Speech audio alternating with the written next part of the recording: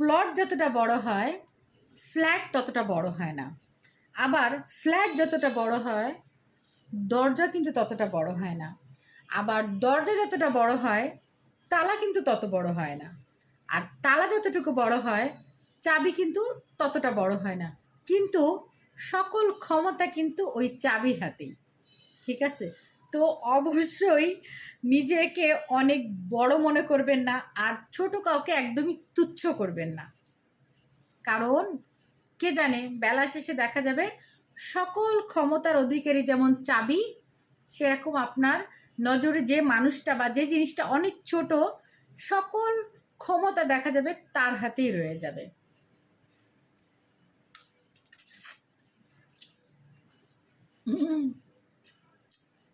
সকল ক্ষমতার অধিকারী আমরা, জম্মে টক এবং মিষ্টি, টক মিষ্টি।